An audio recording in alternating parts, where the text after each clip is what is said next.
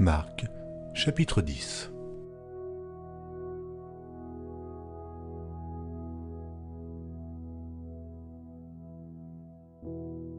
Jésus étant parti de là se rendit dans le territoire de la Judée, au-delà du Jourdain. La foule s'assembla de nouveau près de lui et selon sa coutume, il se mit encore à l'enseigner. Les pharisiens l'abordèrent et pour l'éprouver, ils lui demandèrent s'il est permis à un homme de répudier sa femme. Il leur répondit « Que vous a prescrit Moïse ?» Moïse, dirent-ils, a permis d'écrire une lettre de divorce et de répudier. Et Jésus leur dit « C'est à cause de la dureté de votre cœur que Moïse vous a donné ce précepte. Mais au commencement de la création, Dieu fit l'homme et la femme. C'est pourquoi l'homme quittera son père et sa mère et s'attachera à sa femme, et les deux deviendront une seule chair. Ainsi, ils ne sont plus deux, mais ils sont une seule chair. Que l'homme donc ne sépare pas ce que Dieu a joint. » Lorsqu'ils furent dans la maison, les disciples l'interrogèrent encore là-dessus. Il leur dit « Celui qui répudie sa femme et qui en épouse une autre commet un adultère à son égard. Et si une femme quitte son mari et en épouse un autre, elle commet un adultère. » On lui amena des petits-enfants afin qu'il les touchât, mais les disciples reprirent ceux qui les amenaient.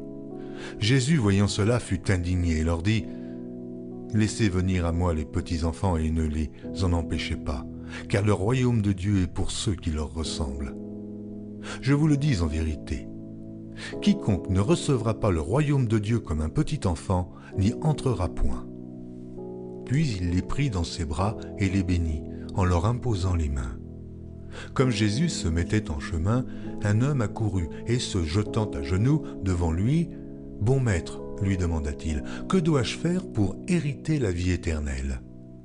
Jésus lui dit « Pourquoi m'appelles-tu bon? Il n'y a de bon que Dieu seul. Tu connais les commandements. Tu ne commettras point d'adultère, tu ne tueras point, tu ne déroberas point, tu ne diras point de faux témoignages, tu ne feras tort à personne, honore ton père et ta mère. » Il lui répondit « Maître, j'ai observé toutes ces choses dès ma jeunesse. » Jésus, l'ayant regardé, l'aima et lui dit « Il te manque une chose. Va, vends tout ce que tu as, donne-le aux pauvres, et tu auras un trésor dans le ciel, puis viens et suis-moi. » Mais, affligé de cette parole, cet homme s'en alla tout triste, car il avait de grands biens. Jésus, regardant autour de lui, dit à ses disciples qu'il sera difficile à ceux qui ont des richesses d'entrer dans le royaume de Dieu. Les disciples furent étonnés de ce que Jésus parlait ainsi et, reprenant, il leur dit « Mes enfants, il est difficile à ceux qui se confient dans les richesses d'entrer dans le royaume de Dieu. Il est plus facile à un chameau de passer par le trou d'une aiguille qu'à un riche d'entrer dans le royaume de Dieu. » Les disciples furent encore plus étonnés et ils se dirent les uns aux autres « Et qui peut être sauvé ?» Jésus les regarda et dit « Cela est impossible aux hommes, mais non à Dieu, car tout est possible à Dieu. » Pierre se mit à lui dire « Voici, nous avons tout quitté et nous t'avons suivi. » Jésus répondit « Je vous le dis en vérité, il n'est personne qui, ayant quitté à cause de moi et à cause de la bonne nouvelle sa maison, ou ses frères, ou ses sœurs, ou sa mère, ou son père, ou ses enfants, ou ses terres, ne reçoive au centuple présentement dans ce siècle-ci des maisons des frères, des sœurs, des mères, des enfants et des terres, avec des persécutions, et, dans le siècle à venir, la vie éternelle.